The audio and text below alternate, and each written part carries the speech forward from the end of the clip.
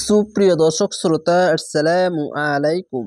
শব্দ বুঝে কোরআন শিখেন সহি শুদ্ধভাবে, এই ক্লাসে আপনাদেরকে স্বাগতম। আউযু বিল্লাহি মিনাশ শাইতানির রাজিম। বিসমিল্লাহির রহমানির রহিম। ওয়া ইন, ওয়া যাওয়ার ওয়া, হামজা নুন জের ইন, ওয়া ইন।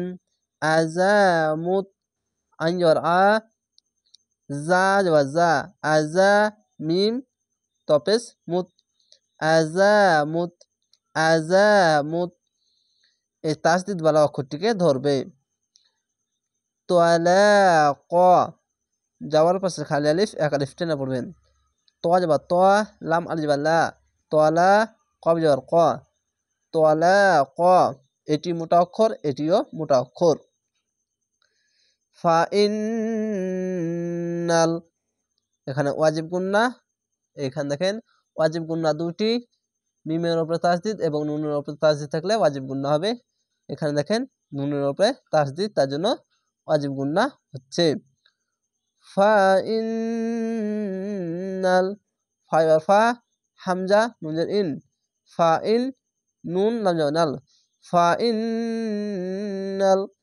লহা, খাড়া যাবার এক আলিফ টেনে পড়বেন।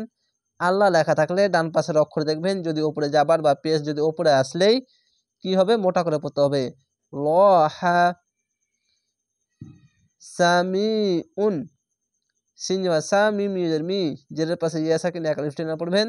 সামি, আইন দপেশ উন, সামিউন। আলিমুন, আলিমুন, আইন যাবার আ, লাম ইউজের লি, জেরের পাশে ইয়া সাকিন এক আলিফ টেনে পড়বেন। মিম দপেশ মুন, আলিমুন।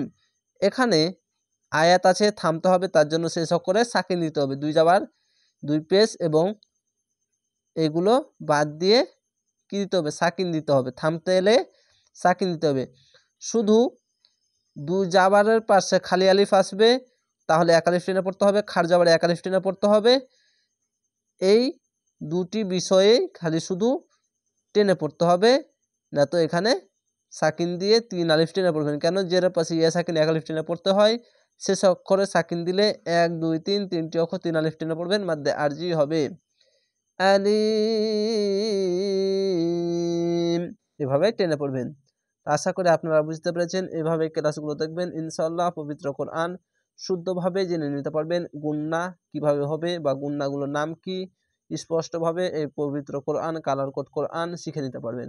ভালো থাকেন, সুস্থ থাকেন। আসসালামু আলাইকুম।